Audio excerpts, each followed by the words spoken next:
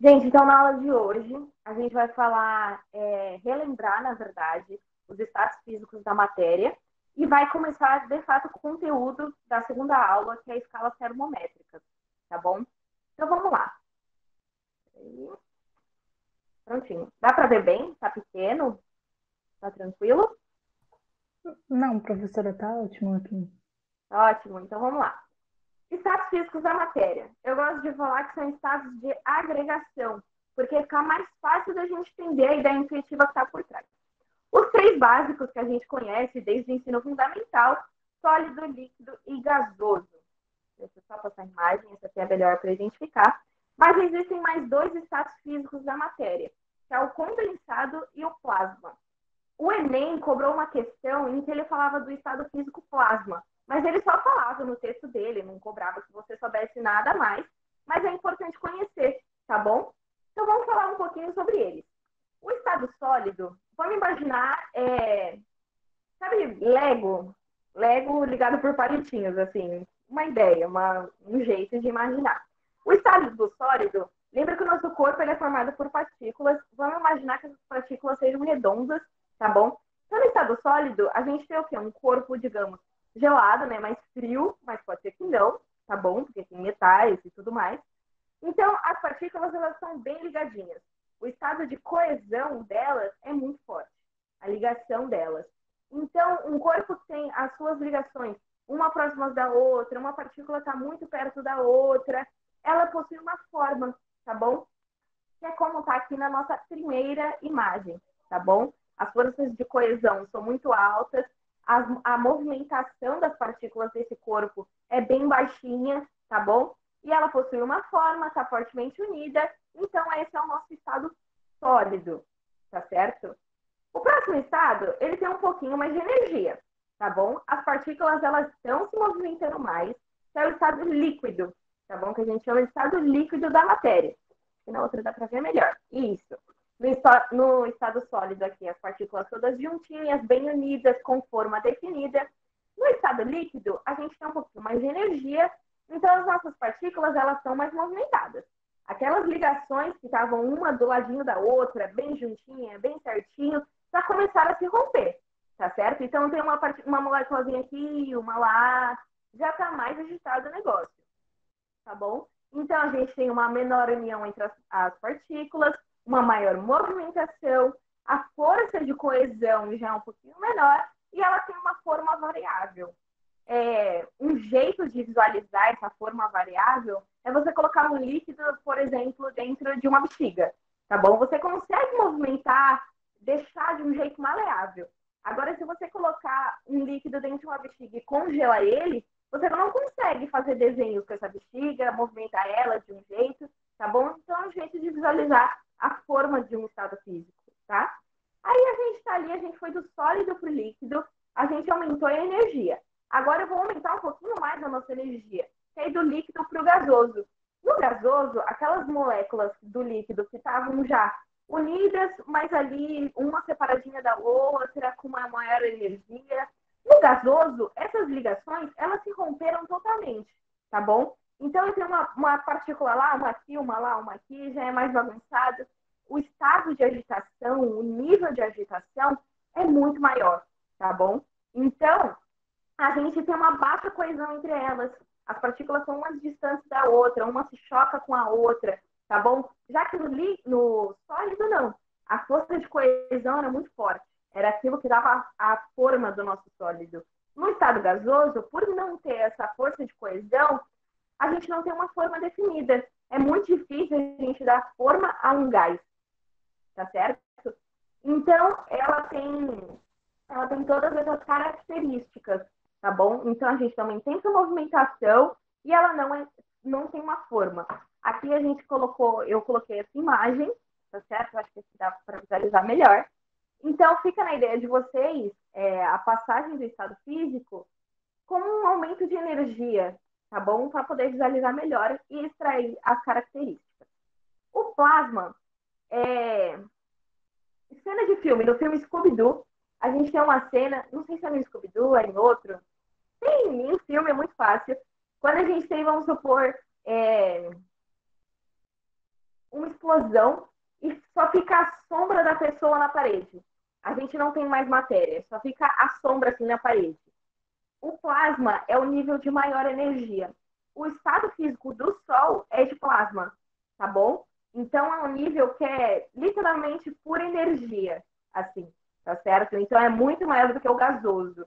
Quando se depara com isso, acontece isso, de não restar matéria, tá bom? Ficar só sombra, assim, a fumaça, a sujeira, esse tipo de coisa. O condensado está abaixo do sólido. No, ó, aqui dá para ver bem essa, um, dois, três, quarta imagem, quinta imagem, perdão, quinta imagem. Ela tá super unida. A nossa partícula tá uma esmagando a outra já, tá hiper unida, tá bom? Então, esses são os 5 estados da matéria, tá certo? Mas o que mais cobram da gente é o estado sólido, o líquido e o gasoso. E como a gente faz para ir de um estado para o outro, para fazer nossas mudanças de estados físicos? Isso aqui eu estou falando mais rápido porque é relembrando, tá certo? Porque como a matéria do Fundamental 2 ali, a gente tem que relembrar para poder conseguir continuar. Aqui nos estados físicos, na mudança de estados físicos, eu vou dar um detalhe um pouquinho maior, porque a gente vai usar muito, muito, muito, muito daqui para frente.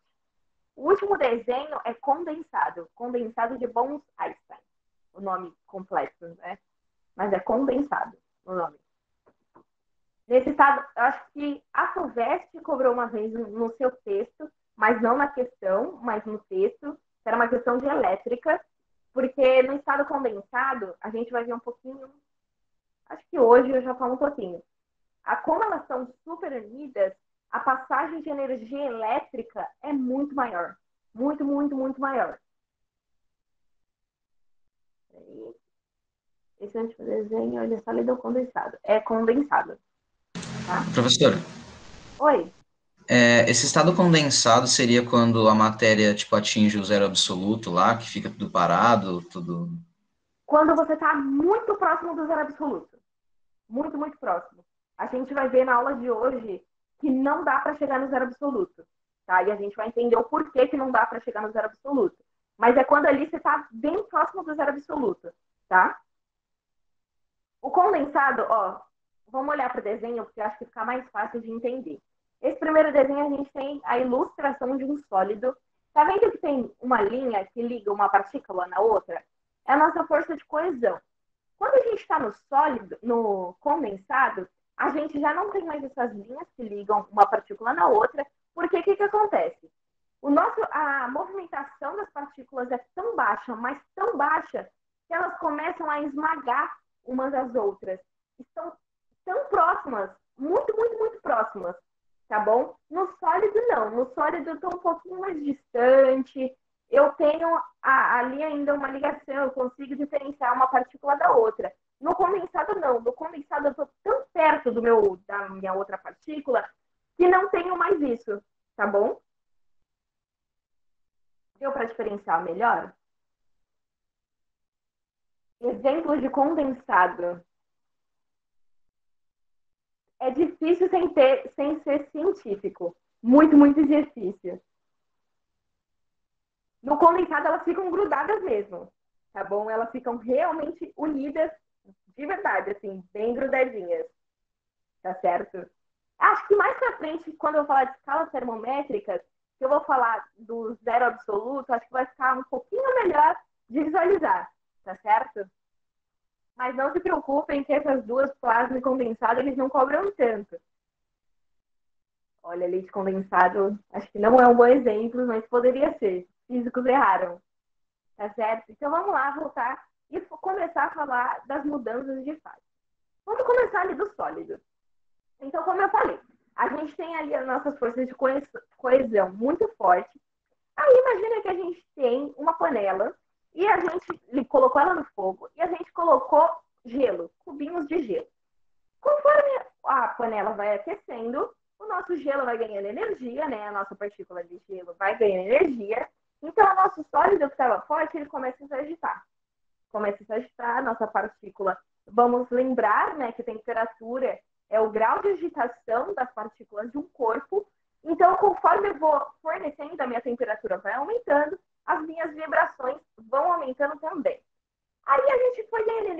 perdendo energia, as nossas ligações começaram a se romper, aí a gente passou para o estado líquido, tá bom? O gelo começou a derreter e foi para o estado líquido. Essa passagem do sólido para o líquido se chama fusão, tá bom? Então, vamos lá. Passagem do estado sólido para o líquido, fusão.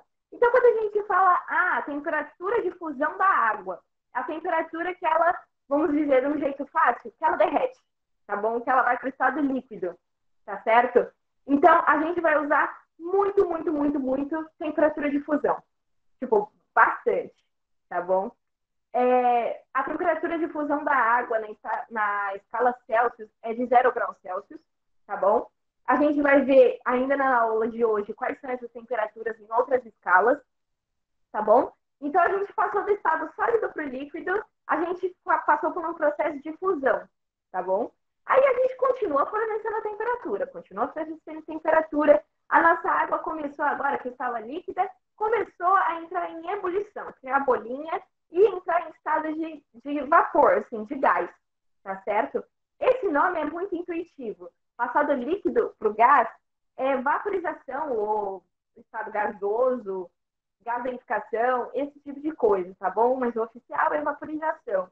Então, o nome dele é bem intuitivo, é fácil de lembrar, tá certo? Então, a gente estava ali no líquido, a gente começou a fornecer energia, continuou fornecendo energia, as nossas partículas que já estavam agitadas se agitaram muito mais, as vibrações delas aumentaram bastante e elas romperam suas ligações, os seus pontos de coesão e já viraram estados de gás, onde o nível de agitação é absurdo, tá bom? Então, a gente foi do sólido para o líquido por um processo de fusão, a gente vai do líquido para o gasoso no processo de vaporização.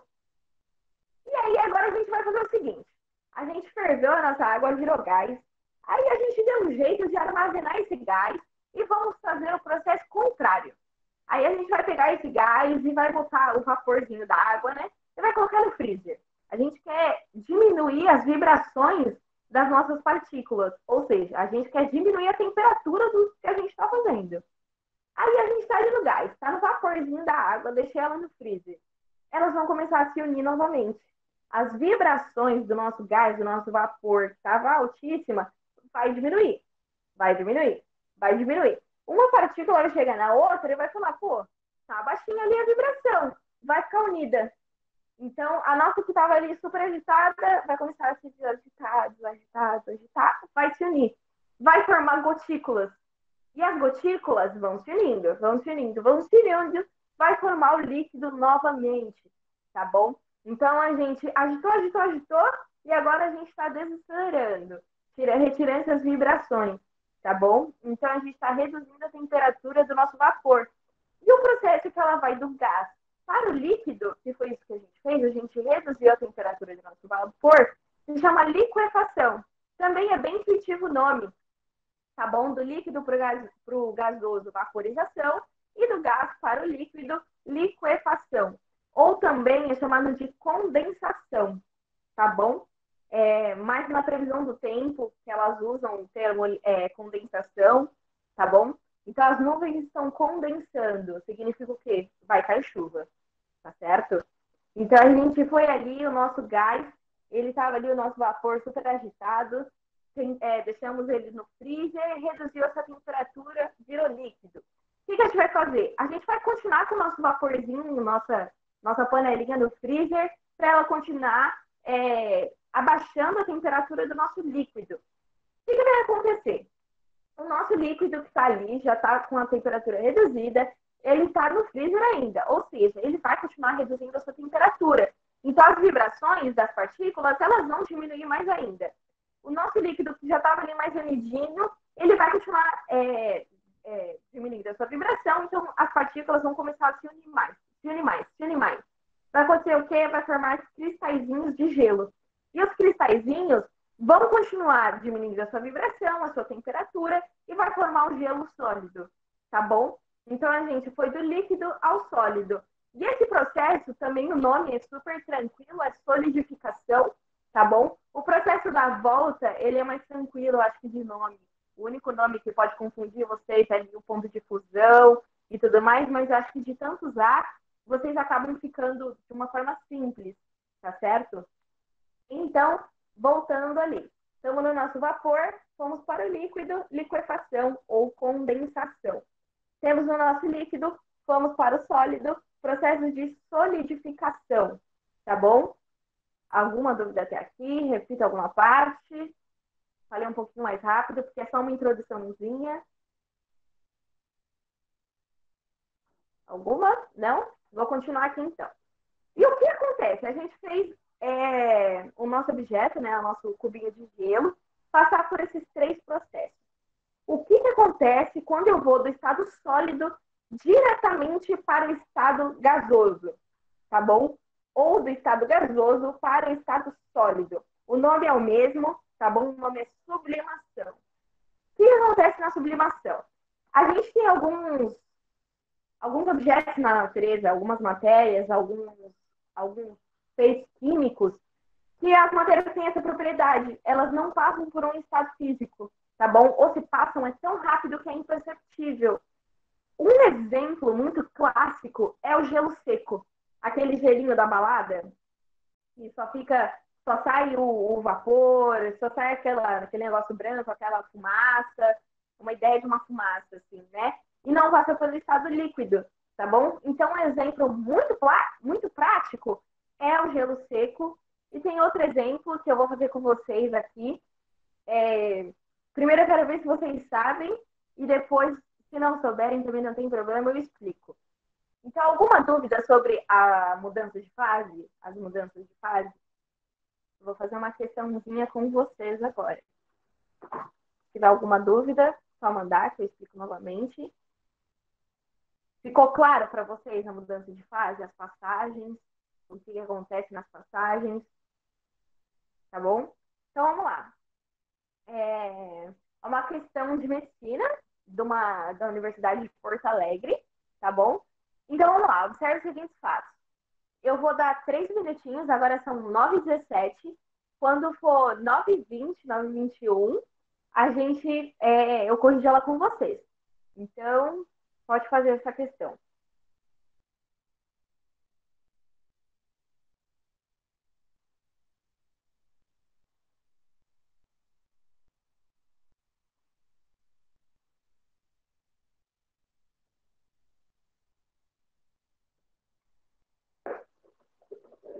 Também, Vitória, também.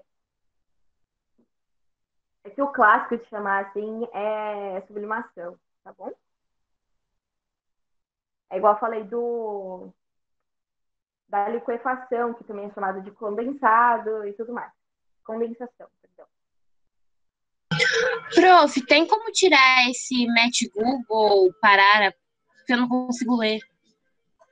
Acho que deu. Obrigada. Imagina.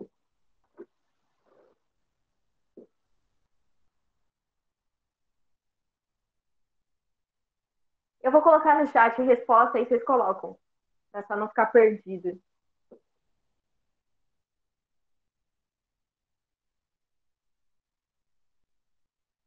Não tem problema, gente. Pode mandar. Pode mandar.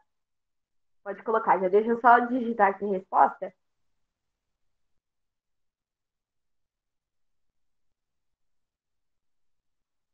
Pronto.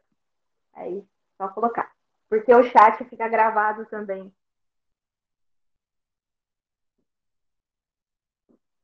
Tá ótimo. Acho que foi, todo mundo respondeu. Essa daí era bem tranquilona. A naftalina, que está ali no nosso negocinho 1, na nossa alternativa 1, verificação 1, ela é aquela bolinha que geralmente os pais, a gente, coloca no guarda-roupa para não ir barata, ou coloca em armário, coloca em algum lugar. A naftalina é um exemplo muito clássico e que cai absurdos que a gente fica tipo, meu, não tem nem sentido, sabe? Porque ela é tão manjada. O cheiro de naftalina é muito memorável, né? A naftalina é uma pedrinha que ela passa do estado sólido diretamente para o estado gasoso. Então você não vai ver no seu armário aquele melado, sei lá, de coisa suja, líquido da naftalina. Ele não tem, tá bom? Então ela passa diretamente do estado sólido para o estado gasoso, tá certo? Na apostila de vocês, que eu vou liberar hoje, eu coloquei em uma das partes assim, casos clássicos, exemplos clássicos. que traz o exemplo do gelo seco, de uma maneira que ele foi cobrado, o exemplo da naftalina, o exemplo do nitrogênio líquido, tá bom? O nitrogênio líquido eu não vou falar aqui, porque eu vou colocar uma questão sobre ele, então aí a gente faz junto também, se não entender alguma coisa, é só mandar, tá certo? Aí a questão certa era a mesma, tá bom, galera? E ela dava para fazer por exclusão também, tá bom? Então vamos lá, de fato, para o conteúdo da aula de hoje, que é a aula 2, que são escalas termométricas.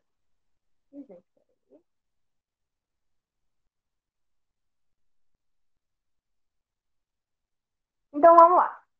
A gente começou falando sobre o conceito de temperatura, de calor, e aí a gente precisa medir isso de alguma maneira. Porque na aula passada eu falei para vocês que o nosso tato ele é muito falho para isso, né? Porque tem uma pancada de coisa que a gente não consegue medir com a nossa mão. Ou também, quando a gente mede, não dá a temperatura correta, a gente tem uma impressão. Teve uma pessoa que me fez, que mandou pergunta sobre a lista, e eu dei um exemplo para ela, que era a seguinte coisa. Quando a gente fala de equilíbrio térmico, isso é muito visual, é muito visível. O equilíbrio térmico no nosso dia a dia é uma coisa muito corriqueira. As coisas que estão no nosso ambiente, vamos supor, a borracha que está aqui em cima da minha mesa, eu, o computador, alguma coisa, elas estão em equilíbrio térmico com o ambiente. A gente não pode esquecer que o nosso ambiente ele tem uma temperatura, tá bom? Aí eu dei um exemplo que foi até engraçado, que foi da porta. Quando a gente coloca a mão na nossa porta, a gente tem a porta e tem a maçaneta, as maçanetas no geral são de metal. E aí, se a gente colocar a mão nos dois ao mesmo tempo, vai parecer que a maçaneta de metal é mais gelada do que a porta, tá bom? Só que ambos estão à mesma temperatura. Então, esse é um jeito muito falho da gente sentir que o nosso tato, ele não serve para tudo, ele engana a gente, tá bom? Então, os nossos sentidos, eles enganam. Às vezes a gente tem uma impressão e, na realidade, é totalmente outra. Então, isso é um jeito de ver que existia uma necessidade antigamente da gente medir alguma coisa que não fosse pelo nosso próprio corpo. Então, foram criados termômetros, tá bom? O Galileu foi o primeiro a fazer um termômetro de verdade. A maçaneta ela não fica mais gelada. Ela está exatamente à mesma temperatura que a porta. A gente tem a sensação dela estar mais gelada. Mais para frente, em calorimetria, a gente vai entender o porquê dessa sensação, tá bom? Isso são características dos metais, tá certo? A gente faz esse exemplo, faz esse teste aí quando vocês forem sair, quando terminar a aula, coloca a mão na porta e na maçaneta, vocês vão sentir ela muito mais gelada, tá bom? Mas é só puramente uma sensação. Ela está à mesma temperatura que a porta, porque ambos estão em equilíbrio térmico com o ambiente. Isso é muito doido, né? É um jeito muito bacana da gente ver como a natureza do material ele muda muito. Não é por refletir calor, Lia. Aí é um jeito porque, tipo assim, ela é de metal, ela brilha e tudo mais, mas o seu interior todo, ele é de metal. Então, isso é uma natureza do metal. É igual você pegar uma moeda e um pedaço de borracha, deixar em cima da sua escrivaninha, sei lá, por um tempo. A borracha e a moeda, elas vão estar em equilíbrio térmico com o ambiente. Quando você pegar os dois, a moeda também vai parecer mais gelada do que a borracha. É uma coisa muito, muito estranha, assim, é uma sensação muito louca. É igual quando você tá no sol, coloca lá no asfalto quente, aquele calorzão de 40 graus, você vai fazer a mesma experiência. Você vai colocar a moeda e a borracha. A moeda vai estar muito mais quente do que a borracha. Muito, muito mais. Tá bom? E ambos estão em equilíbrio térmico. Então, essa sensação de, o metal é mais gelado. Não. É a sensação do ambiente. O nosso ambiente, a nossa temperatura ambiente, traz a sensação do metal estar mais gelado. Agora, quando você está num calorzão enorme, o metal fica muito mais quente, dá a sensação de muito mais quente do que outra coisa, tá bom? Em calorimetria, algumas aulinhas aqui para frente, a gente vai entender realmente o porquê disso, tá bom? Mas é legal que fica essa curiosidade, essa dúvida na cabeça de vocês, que faz vocês pensarem um pouquinho mais. Peraí que vocês mandaram coisa aqui. Isso que o Juan falou é exatamente isso. Pô, Juan, explanou a aula de calorimetria.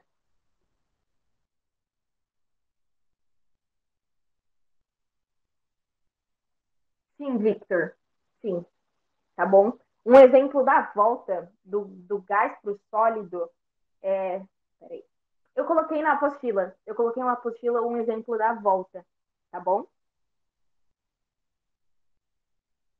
Aí acho que fica mais fácil de você visualizar com desenho, porque só falando também é mais complicado. Boa, o catavento é sensacional. É realmente muito bacana. Então vamos introduzir aqui as escalas termométricas. Eu acho que só vai ter tempo de falar duas escalas termométricas. A gente tem três principais, tá bom? Então a escala termométrica, ela é um aparelho, é o que é usado no nosso termômetro ali, para definir a temperatura. Porque vai ser tipo assim, igual o termômetro de mercúrio. O líquido sobe, o líquido expande, mas se não tivesse nada marcando quanto que é essa expansão, não teria sentido. A gente não saberia qual é a temperatura. Então, uma escala termométrica, ela quantifica a temperatura. E existem diversas escalas. Eu vou falar das três principais, que é a Celsius, a Kelvin e a Fahrenheit. Tá bom? Então, vamos lá. Primeiro, a gente vai começar com a escala térmica que a gente usa, que é a escala Celsius. Ela é usada na maioria dos países, mas tem países que têm uma exceção, que no caso são os países anglofônicos, que é Estados Unidos, Inglaterra, que são as bolachinhas do momento, né, estrelinha do momento, que quiseram usar outro sistema métrico, né? Então, vamos lá. A escala Celsius é a que a gente usa aqui no Brasil, que a gente está mais acostumado. É até estranho ver outras escalas, né? Que você fica tipo, meu, quanto isso vale, sabe? Quando a gente vê filme americano, que eles colocam termômetros, termômetros de rua, que mostra aquela temperatura lá em cima, a gente fica, nossa, não tem sentido nenhum, né? Tipo, que isso? Mas é por conta da escala térmica que é usada. A nossa escala Celsius ela é uma escala também conhecida como escala centígrada. Por quê? Quando a gente vai formular uma escala térmica, a gente tem que ter dois pontos de referência. O ponto que a gente geralmente usa são os pontos de fusão e de ebulição, tá bom? O nosso cientista que fez isso, o Celsius, vou disponibilizar hoje o material. Assim que acabar a aula, já vai estar no Drive, tá? O cientista, o Celsius, ele definiu o ponto de fusão em 0 graus Celsius. Ele definiu, ele falou assim, o ponto que o gelo virar líquido, vou chamar de 0. E ele definiu também o ponto de evaporação, né, de ebulição, em 100 graus Celsius. Então, quando a água começou a evaporar, ele marcou e falou assim, vai ser 100, vou chamar de 100, deu na cabeça dele e chamou de 100, tá bom? Aí a gente vai ter, então, do 0 a 100, 100 partes iguais, tá bom? Então, por isso que é uma escala centígrada, tá certo? Então, ele chamou o ponto de fusão de 0 graus Celsius e o ponto de evaporação, de ebulição, de 100 graus Celsius. Eu coloquei aqui na minha imagem, tá certo? A pressão atmosférica normal, tá bom? A 1 atm. Vocês não estão, acho que, vendo isso em química geral, tá certo? Então, a gente tem essa escala. Ela vai de 0 a 100, o ponto de fusão em 0, o ponto de ebulição em 100. É uma escala que é usada na maioria dos países, principalmente no Brasil, aqui que a gente usa, que a gente tem a nossa vivência. É uma escala bem tranquila, que a gente já está acostumado. Aí vieram os americanos e falaram o quê? Tô nem aí, vou criar a minha própria escala, né? Que é a escala Fahrenheit. Ela é utilizada em países da língua inglesa, como eu falei. Eu não consegui encontrar um termômetro graduado na escala Fahrenheit. Eu coloquei um que é graduado nas duas, na Celsius e na Fahrenheit. O lado Fahrenheit é o lado da direita aqui da nossa imagem, tá bom? Ela é dividida, enquanto a centígrada ela é dividida em 100 partes iguais, a escala Fahrenheit ela é dividida em 180 partes. É uma coisa mais doida ali no negócio. Já é dividida em mais partezinhas, em menores partes, tá bom? E o Fahrenheit, o que ele fez? Enquanto o Celsius denominou o ponto de fusão em 0 graus Celsius, o Fahrenheit não. Ele graduou o ponto de fusão em 32 graus Fahrenheit, tá bom? Ele pegou o ponto de fusão e falou assim, vou chamar de 32. A história da escala Fahrenheit, ela existem muitas versões. Ela não é uma versão bem definida, bem certa. O porquê exatamente do 32, tá bom? Então, a gente guarda esse 32, como o ponto de fusão, mas a gente não sabe muito bem o porquê por trás da história dele, tá certo? E o ponto de ebulição, ele chamou de 212 graus Fahrenheit, tá bom? Então, quando a gente faz essa diferença de 212, Peraí, que aqui ficou quebrado, né? Não tem nesse termômetro, mas acho que vai ter imagens mais para frente. A gente está ali no 212 e vai para o 32.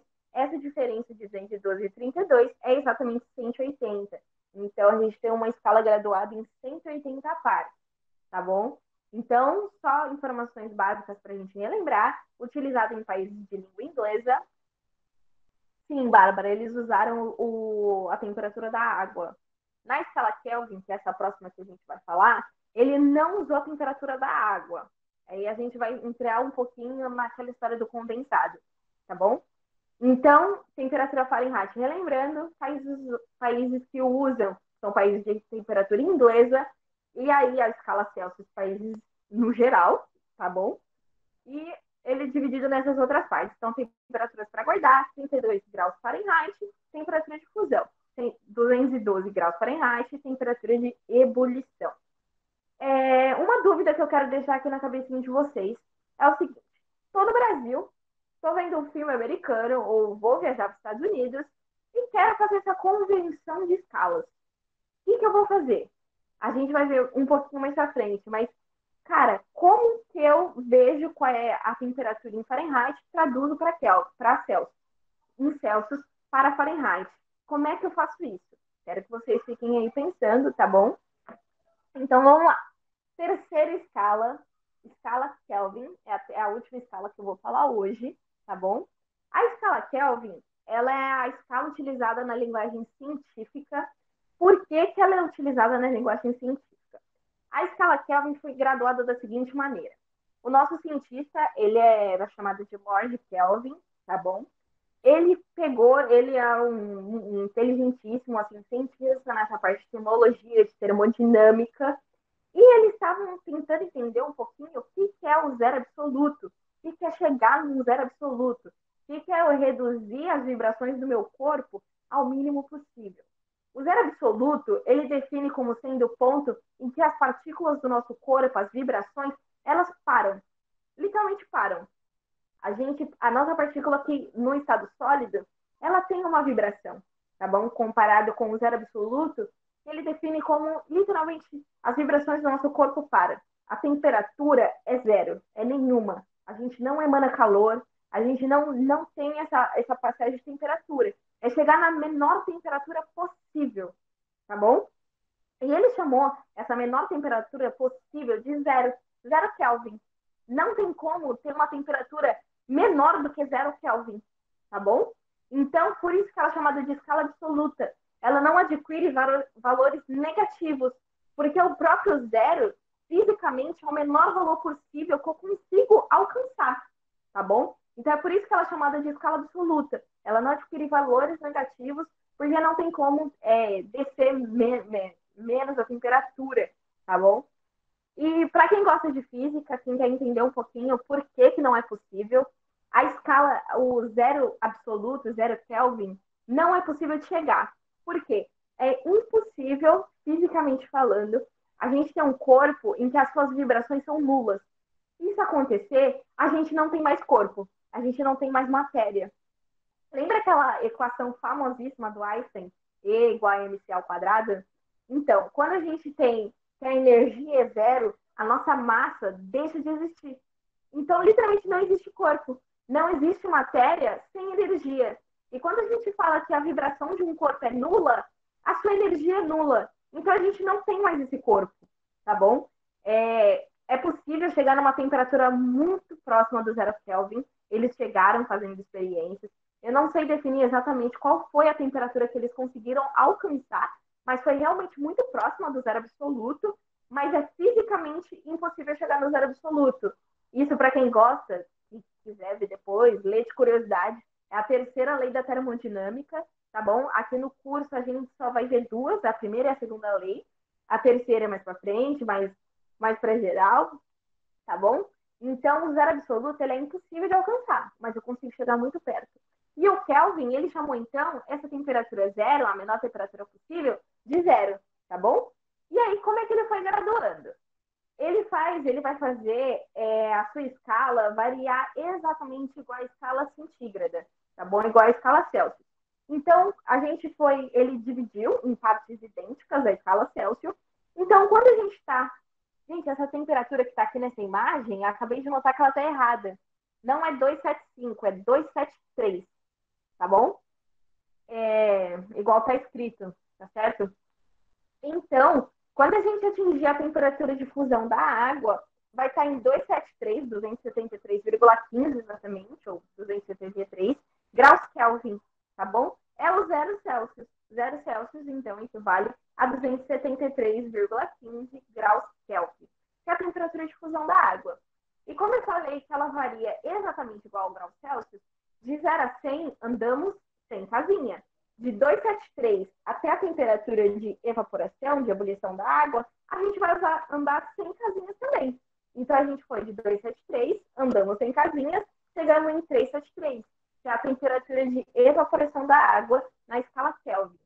Ela é muito utilizada, mas ela é muito utilizada no ramo científico, tá bom? Essa escala vai ser muito, muito, muito difícil. Eu acho que, na verdade, não sei se tem países que utilizam essa escala. Eu acho que não sei dizer ao certo. Mas ela é mais usada no meio científico.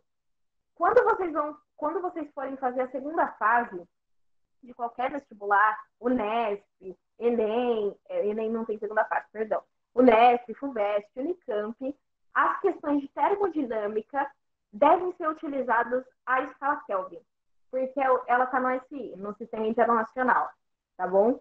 É literalmente a grandeza escalar da temperatura, cientificamente, é a Kelvin. Então, quando vocês forem descrever a sua questão, tá bom? Na segunda fase, prestem muita atenção, porque a escala que deve ser utilizada é a Kelvin. Menos se ele falar assim, dê a sua resposta em centígrados, em graus Celsius, ou se o próprio exercício te dá em graus Celsius, tá bom? Aí você pode responder na escala que ele der. Agora, se ele não te falar nada, o correto é colocar na escala Kelvin. Então, é melhor não perder aquela pontuação, aquele décimo, aquele um pontinho, que às vezes o seu candidato se lembrou e colocou e passou na sua frente, tá bom? Então, falamos das 3 escalas, da escala Celsius, da escala Fahrenheit e da escala Kelvin. Como faltam 3 minutos para terminar a aula, na próxima aula, eu vou até falar para vocês do esquema da próxima aula. Deixa eu pausar aqui a gravação. Na próxima aula, a gente vai fazer, então, a relação entre as escalas, as conversões. Como eu passo do Celsius para Fahrenheit, do Fahrenheit para Kelvin, do Kelvin para Celsius, e assim por diante, fazer essas trocas muito loucas, tá bom? Então, na próxima aula, a gente vai fazer isso.